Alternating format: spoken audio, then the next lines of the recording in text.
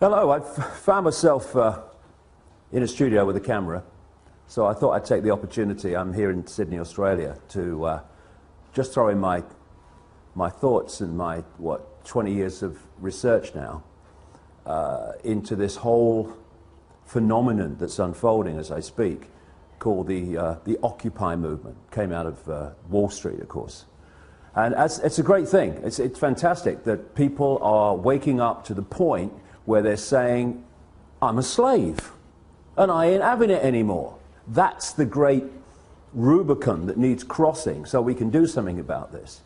The reason I'm just going to put this information out, people make of it what they will, is there's another agenda going on here too, and if the genuine response to this grotesque enslavement of humanity in terms of finance and in terms of so many other things is going to be challenged effectively, then people need to get streetwise to what this other agenda is. And also the fundamentals of what we're dealing with. So I'm going to take it in stages. First of all, the fundamentals of what we're dealing with.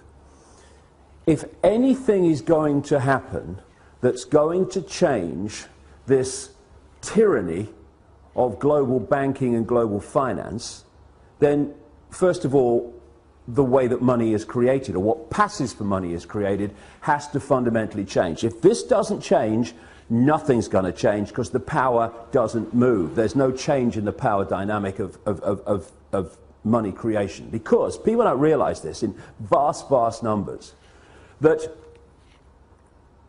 when you ask the question, how is money created, where does money come from, people have this kind of feeling, what, it's the government's in it? No. Overwhelmingly, massively overwhelmingly, it is not the government. It is private banks, which, if you do the research, owned by the same people under different names, the same network under different names. Private banks are creating what we call money out of fresh, bloody air, and then charging us interest on it. And it works like this. If you go into a bank and you borrow $50,000, what does the bank do? Does it move precious metal anywhere? I mean, what does it do? What it does is it types into your account $50,000. And from that moment, you start paying interest on $50,000 that has never, does not, and will never exist. Fresh air, theoretical money called credit. This has been allowed to happen because, again, when you do the research, the same networks that control governments and therefore pass legislation to do with banking are the same networks that control the banks and the banking system. Therefore, laws have been passed called fractional reserve lending that allow banks to lend at least, and my goodness, it's at least, 10 times what they have on deposit. So when you put $1 in a bank, that bank can now lend 9/10 that it does not have. Fresh air, figures on a screen. Not only that, you borrow $50,000 from a bank. What does it do? It types into your account $50,000. Okay, now you're paying interest on it. But you take $10,000 and you say, I'm going to buy that car, and you give $10,000 to the guy who owns the car to buy the car off him. Now the guy who's received your $10,000 that was created out of nothing in the original $50,000 now goes and deposits the 10 grand in his own bank. Now that bank can lend 10 times the 10 grand that was created out of nothing in the first place. This is what's going on. And then if you follow one loan, $50,000 or whatever, you follow that through the banking system, and that one loan allows the banking system as a whole to create phenomenal amounts of non-existent money we call credit from that original non-existent credit loan. This is how the banking system, ladies and gentlemen, have taken the world over. Why wouldn't it when they can do that? And there's another little scam here. All written in on purpose, cold, calculated.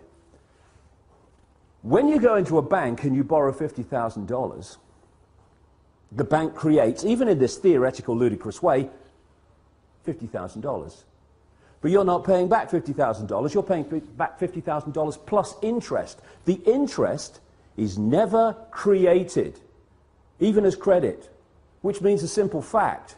At any point in time, coldly calculated, designed to be, there is never anything like enough units of exchange, money, in circulation to pay back all the principal on the debt and all the interest on the outstanding debt. Therefore, people losing their homes, losing their businesses, losing goodness knows what else that they've worked for, is built into the system. Now, when you have a boom and there's an expansion of this non-existent, ludicrous money called credit, then Peter pays Paul hides to a large extent the fact that we're in this situation where the outstanding debt cannot be paid back or even nearly paid back plus interest because there isn't the units exchange to do it. But when you go into a recession or a depression and there is a contraction of those ludicrous units of exchange in circulation, then it becomes blatantly obvious that there's not enough units of exchange to pay back all the interest on the debt and all the principal, and that's why you get this explosion, which we've got now, of people losing their homes, losing their businesses, losing their land, their farms, etc. And all these tent cities that are appearing around the world. And so we have a system where the private banks, in the end controlled by the same network, not least around the house of Rothschild and others, the Rockefellers too, in America, have been given this level of power to create money and dictate completely, beyond governments, global finance. And that's why they're able to create booms and busts at will. That's why when they want to create a bust and a depression, which they have now, what do? They refuse to issue the same amounts of ludicrous credit units of exchange. And what do we call it? Oh, the banks have got a credit crunch. A credit crunch, what's that? It's suppressing the amount of money in circulation, so by definition creating this situation we're in. The whole money system has been designed from its creation to be a system of human enslavement and human control and human suppression. So first of all, any occupying protests around the world on the agenda has to be the end of private banks being able to create money out of fresh air on a computer screen and charge interest on it. Now here's a question. Why are governments, they're the government after all, don't they make the laws? I heard somewhere they did. Why are they not creating their own currency interest-free and circulating it interest-free? Therefore, it does the job it's supposed to do, which is to be a unit of exchange to overcome the limitations of barter. Why? I've said it already. Because the same networks that control the banks control the governments. And so the governments do not pass legislation saying, well, what are we borrowing fresh air money from the banks for, plus interest, and making the people have to pay in taxation all that stuff back? All we've got to do is create our own money interest-free, because you see, at the moment, the very unit of exchange which allows economic activity to happen is created at the very start as a debt by people borrowing money from banks called credit. It's a debt from the start, the very unit of exchange in the world. It's crazy, it's insane. Number two, that has got to go. No more governments, and we need to redefine what we see as government too. No government borrows money at interest from private banks. Ludicrous. Then there's another thing. Like I say, whether we have a boom or a bust is decided by this very banking system. because they have what they call an economic cycle. It's total corruption and total manipulation. First of all, they put lots of units of exchange out, credit. Oh, you know, you earn 2 and 6 a week? Okay, have this half a £1 million house. Yes, here's the money, take it. And they put lots of units of exchange in circulation. And there's a boom, manufactured, and when people are in a boom and they get confident about their jobs, they go into more debt, bigger house, a bigger car, all the rest of it. And then what they do at an optimum point, this is what they did in 2008, is they take or create an excuse to take money out of circulation. Now the economic activity generated by that amount of money in circulation is no longer possible. And we move over here, fishing line coming in now, to a depression or a slump.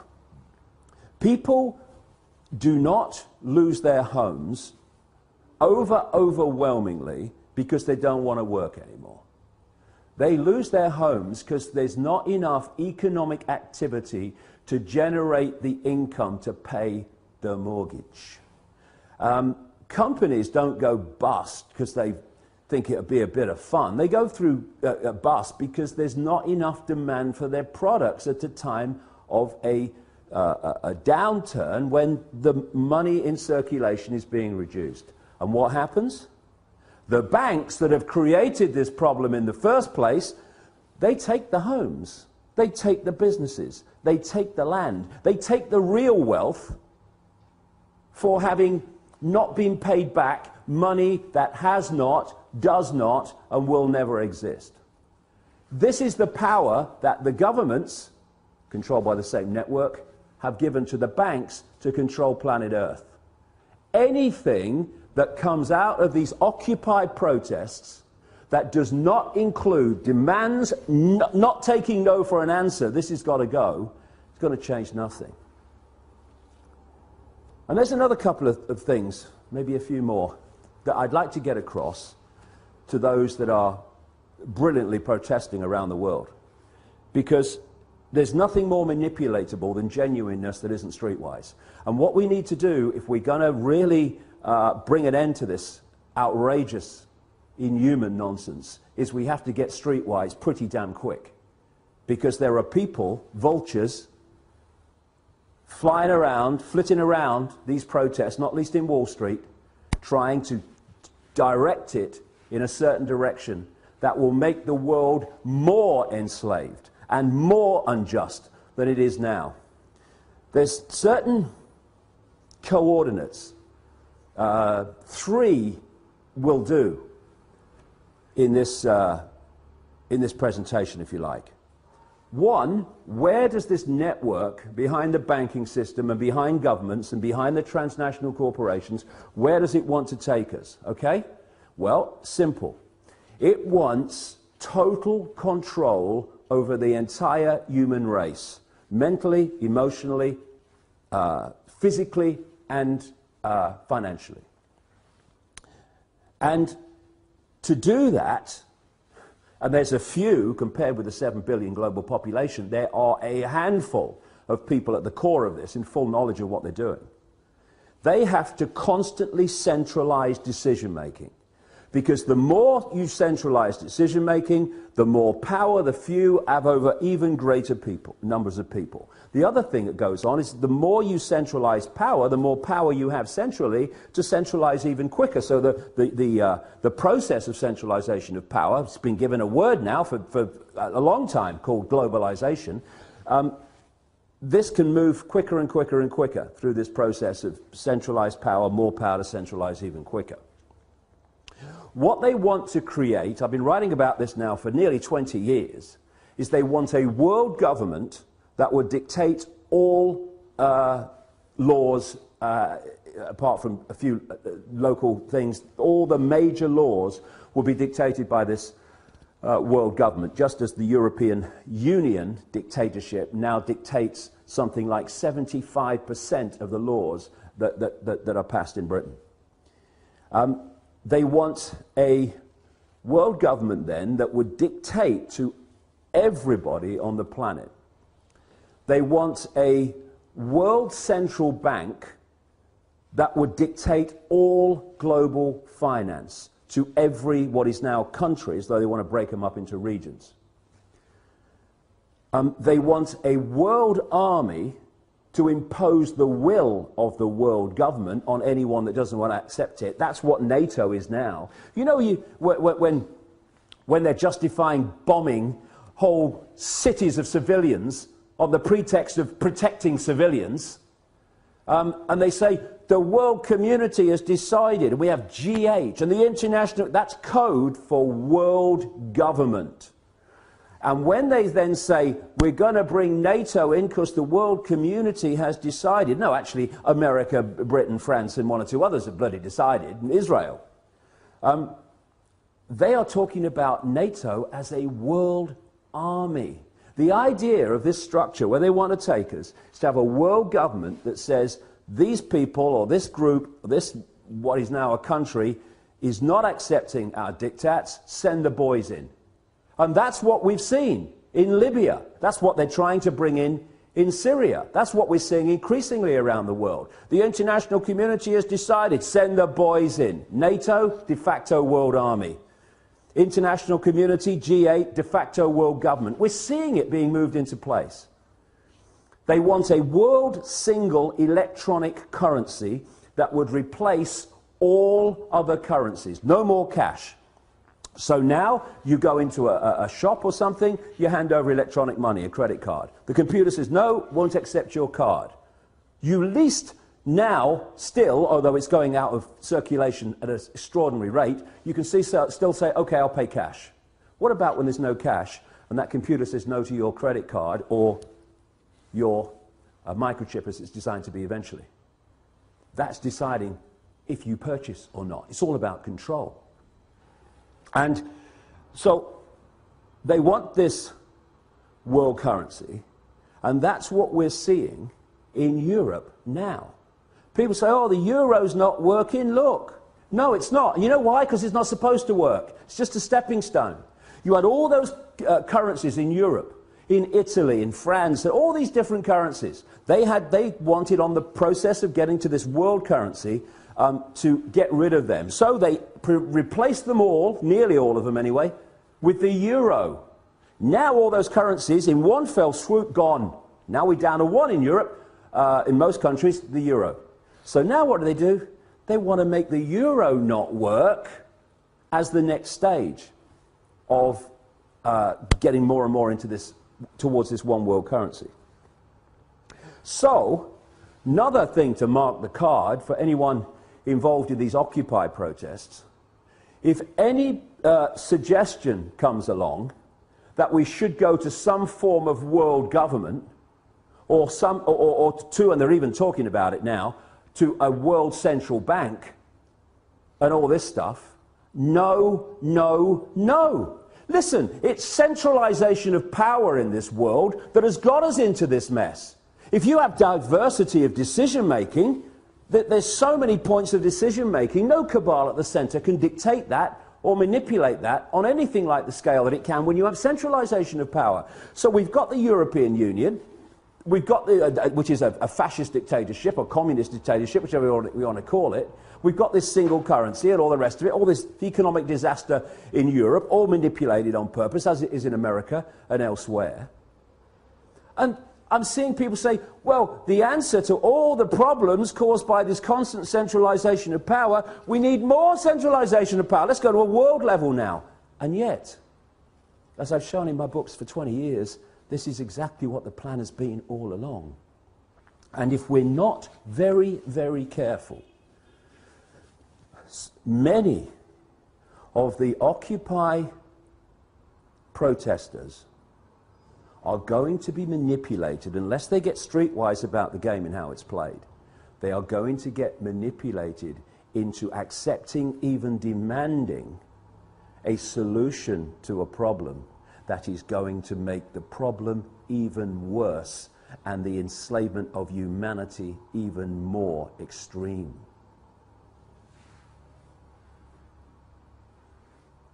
When you look at where they want to take us, which is into this centralized global dictatorship, Then you look at the main technique that they used to take us there. I gave it a name a long time ago now. Problem, reaction, solution. Dead simple, devastating. At stage one, you create a problem. You blame someone or something else for it to hide the fact that you're really behind it. You then, through an unquestioning and pathetic media, tell the people the version of the problem you want them to believe. What you want at stage two is the reaction to the problem from the people. Fear, outrage, something must be done. It could be a war, it could be a terrorist attack, like the Mossad American intelligence operation known as 9/11.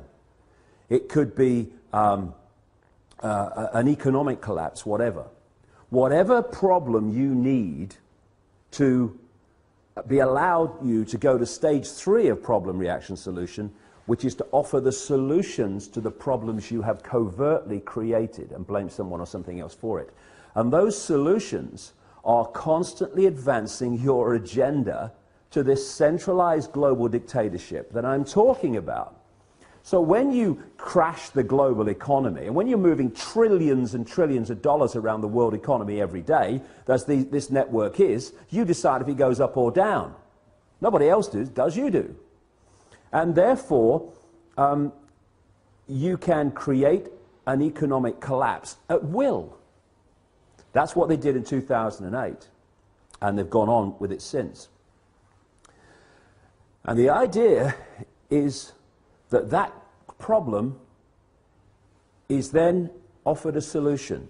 And people like the Rothschild-controlled bagman and billionaire George Soros, one of the major funders, by the way, into existence of MoveOn.org, which is trying to move in, this Democratic Party-owned, cabal-owned operation, moving in on the Wall Street protests and stuff like that. You can then offer the solutions that Soros and others are offering, which are what? To solve this economic global crash, we need a world central bank. Stands back in amazement. I'm shocked. Knock me down with a feather and I shall swoon. It's so blatant, it's so callable, it's an open book once you do the research and you realize where this is going. And so, it's so vital as we've reached this point, this cusp where so many people have gone through or are going through this process now, where they're saying, I'm a slave and I'm not having it. And then they go to the next stage, which is what we're starting to see. It's so important that they don't allow themselves to be pawns, genuine pawns, unknowing pawns, but pawns all the same, in a manipulation that then takes us on to the next stage of an even greater financial and human enslavement than we've had up to this point. Because this is a vital area. It's vital not to get focused and obsessed with corporations and banks and all that stuff. It's about control. It's about human control. And the form it takes doesn't matter to these people. They just want the form that brings most control. Now, in the process of doing this, they've reached a point where the control has been going on through a banking system, private banking system, controlled by these families and their networks, and through corporations controlled by the same families and these networks. I mean, I keep seeing people say, we must have an end to capitalism. We don't have capitalism. We have cartelism. It's like J.D. Rockefeller said, competition is a sin. We have an oil cartel, a pharmaceutical cartel, a biotech cartel, on and on it goes. And these are the cartels of these families. This is how they control and dictate at this point. But they want to go to the ultimate level of human control, where they don't have corporations, we know them anymore. And so if we can get caught in, yeah, get rid of the corporations, I'm all for that. But the question is, to be replaced by what? And this is the structure they want. They want the world government, the world central bank, the world currency, the world army to implement the will of the world government, and then they want the world government ministries. Read 1984. George Orwell, real name Eric Blair, wasn't coming from his imagination. He had access to the projected agenda through the Fabian Society. Exactly the same Fabian Society that Aldous Huxley was a member of, and thus had the inside knowledge to write a prophetic novel called Brave New World. They were coming from knowledge of what the projection was. Huxley, it seems, supporting it, and Orwell not supporting it, trying to expose it. But it's still the same source of where it came from. This has been going on for so long. What they want is the world government and then the World Ministry of Oil, which would take over all the oil corporations, all the oil infrastructure, all the oil finance, everything.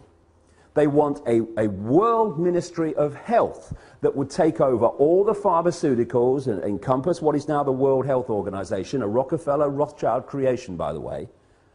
They want a World Ministry of Trade that would encompass the World Trade Organization and dictate global trade from a central point. A World Ministry of this, a World Ministry of Biotech, and all the rest of it. And so they want to absorb the corporations as they are now into these ministries for the ultimate global dictatorship. And the same people behind the banking system now and the corporations now will be controlling the world government and the ministries. But the same thing, but it will go on to a much higher level and a much more coordinated level of human control. So, they will want people, protesters against the outrageous injustices and grotesque actions and behavior of the corporations, to call for the end of the corporations, call for the end of the banks. Yes, fine. But we have to dictate what replaces them. Diversity, diversity, diversity from the center. Control that people have of their own lives in their own communities. Not what they want, and what I have to say, speaking now, I'm seeing happening around the world in these protests, having the cabal you were protesting against dictating what this stuff is replaced by. If we go there, more and more centralization of power, we'll live in a global fascist state within 10 years. Our children and grandchildren will live a lifetime bloody nightmare. Or we can go this way and saying we want power from the center to people in their communities. So no central cabal can dictate the lives of everyone in a country or a state, never mind everybody on the bloody planet. And one final thing. You know, these organizations that move in, like moveon.org, I mean, I wish the bloody would, sooner the bloody better, that are Soros funded and Democrat Party controlled, and all these people. And then I mean, if people, you know, a lot of the people in the protests, they hear this bit, they'll be going, boo, what are you doing? Because I've seen them do it to people. Global warming caused by humans is a bloody giant hoax. It's been created to justify dramatic changes in society and control in society to advance this very agenda I'm talking about. Because if you're playing problem, reaction, solution, and you want, therefore, to present global change, you've got to generate global problems to which you can offer global solutions. Climate change. Everyone's affected. We need global laws. What's international law, by the way? Oh, international law. International law is law that everyone on the planet is supposed to obey. This is the world government international law coming into place. Anyone does a modicum of basic scientific research, they will see that human-caused climate change, notice it's climate change since temperatures started falling. When they go up again in the sun cycle, it will be global warming again. But do a modicum of research, and you find that the whole idea was a scam. Anything that Al Gore's involved is a scam by definition. He knows nothing else. And yet, we're having these organizations like, was it 350.org? and these others, oh yes, we must have climate change legislation. Yes, come on, build me prison a bit more. Give me some carbon tax. Let's have it. High five. Because that's the way we've got to solve the problem. The way we solve the problem, we take our fricking minds back and stop having them dictated by other people. You must believe this, you must believe that. And you know, again, this might upset a few people, but you know I don't care. When I see around some of these protests someone on a microphone speaking the words and then everyone repeats the sentence, then he says another sentence and everyone repeats the sentence, and we want freedom. People say to me, oh yeah, but that's giving everyone a voice. No, it's not. It's giving them the right to repeat what he's saying. It's not giving them a voice. It's turning them into groupthink, which is how we got into this mess. Individual think, unique think. That is what will get us out of it. Breaking out of these patterns of collective response and behaviour. So, I'm not interested in 350.org. Take your bloody nonsense about climate bloody change and go somewhere else. We're trying to bring about real change here, not selling another aspect of a global agenda. And move on .org and everyone like you go and do your bloody work somewhere else. Take your Soros money somewhere else. This is going to be a revolution that's going to make a difference. It's going to be a revolution of people, not organisations, not cooperating with their own enslavement, individually, and yes, together, collectively. This is a great opportunity to make a difference. But we need to get streetwise, and we need to get these parasites of the genuine energy of the people who've concluded, I'm a slave and I'm not having it, out of this whole deal. Because if we don't, they'll take it over and they'll do what every other one has done when it seems like some change is taking place. Look at Obama. Change, I stand for change. No, you don't. You stand for business as usual, and then some, as we've seen. It's just a word. Real change happens in changing real lives, not in spouting the fricking syllables change or change. One syllable, two syllable, one syllable. It doesn't bloody matter, does it? Because when Obama says it, it could be 50 bloody syllables. Nothing's going to change for the better, because he ain't there to do that. So we have to do it. Come on, let's go.